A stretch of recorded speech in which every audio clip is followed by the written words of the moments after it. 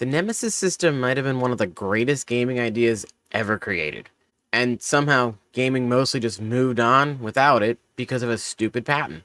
Shadow of Mordor and Shadow of War gave enemies something games consistently pretended NPCs have: a memory. Not dialogue pretending they remember you, not a scripted cutscene triggered by the story you reached in Chapter 7. An orc could encounter you, survive, change based on that encounter, then come back, still remembering what had happened to him, respond to how you fought him the first time, become stronger and adapt from it, become a problem child, steal everything from you by killing you, and suddenly some random idiot who should have been disposed of easily has become your personal enemy. How did that idea not spread everywhere? Most enemies exist for approximately 12 seconds. They spawn, yell at you, you hit them. Some of them drop 17 copper and a pair of pants, and they move on. In comes the Nemesis System, which disrupted the entire relationship. An enemy did not necessarily stop existing because the encounter ended. That alone changed how we perceived the game. Suddenly, this orc has history. They know you. You know them. You awkwardly stare at each other from across the room like a bad teen drama. But the important part of that relationship is it emerged naturally from your gameplay, rather than requiring a writer to decide beforehand that that particular orc would be the villain. Part I loved the most was that enemies could adapt. If you kept leaning on the same trick, eventually the game started making that trick less effective. And that's fascinating, because one of gaming's biggest problems is that once I solved a problem, I can start repeating the same thing over and over. I find an optimal attack, find the best weapon, or find a great strategy. The next 15 hours is just the same thing over and over again. A system that learns how you play creates the pressure to change, not because a balance patch arrived, because the opponent learned something from you. And that is such a powerful part of the fantasy of storytelling in video games. Now, this is where I lose my mind thinking about all the possibilities. Can you imagine something like the Nemesis system in a game like Subnautica? You're constantly escaping leviathans the same way. The ecosystem starts reacting to you. Certain creatures become more aggressive around that certain behavior.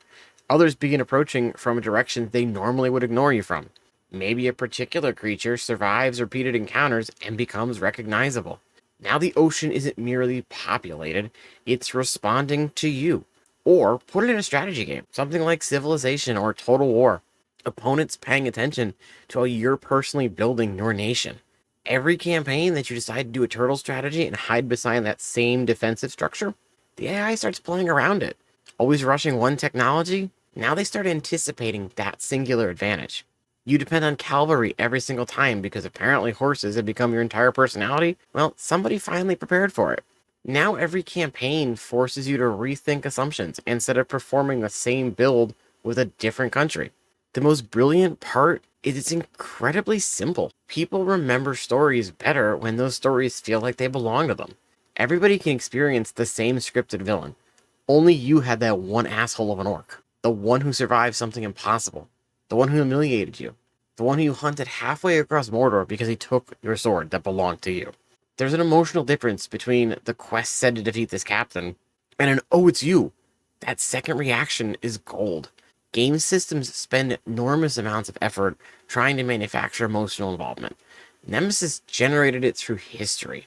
Even something as simple as hunting down an enemy to recover stolen equipment becomes far more powerful when the cause originated in play. The game didn't say quest unlocked, recover your sword. They took it and you want it back. That's motivation that was created by a consequence. You don't need 15 paragraphs of quest dialogue explaining why the protagonist cares. I care because they stole my shit. It's that simple. Modern games are very good at remembering progress, completed quests, unlocked skill history, inventory, map percentages, but they're much worse at remembering behavior. What do you tend to do? Who do you interact with? What patterns have you established? Who you should hate? Who you should be feared of? Which of my habits should eventually become exploitable? This is a completely different kind of presence, and it could make the world feel much more alive. The Nemesis system wasn't brilliant because orcs had funny names. It was brilliant because it blurred the line between authored story and player-created history. NPCs remembered.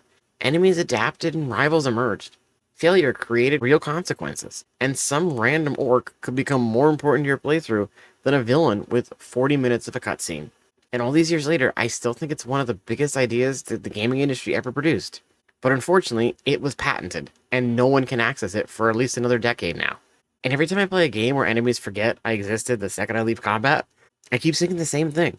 We should build an entire generation of games around this idea.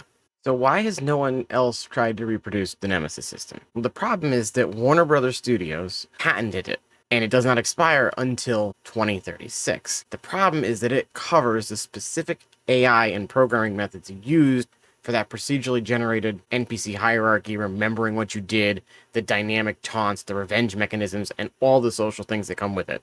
They filed the patent back in 2016, and it became effective in 2021. And because of the strict legal boundaries within that, other developers avoid building anything that resembles that type of hierarchy system, which has led to a lot of criticism from the gaming community that it has stifled the innovation in the system. Because of all these other games that could have utilized something similar and cannot because they're afraid of being sued by Warner Brothers. And if being Warner Brothers, they probably would sue. This also leads directly into the Power Pokemon issue, where Nintendo is now trying to patent game mechanics that other games have used for decades now. Do you agree with game developers and companies being able to patent specific game mechanics, or should it stick to things like button layouts and trademarking of names and characters? Let me know. Make sure you check out my ideas on modern gaming, and if you did enjoy this, make sure you subscribe.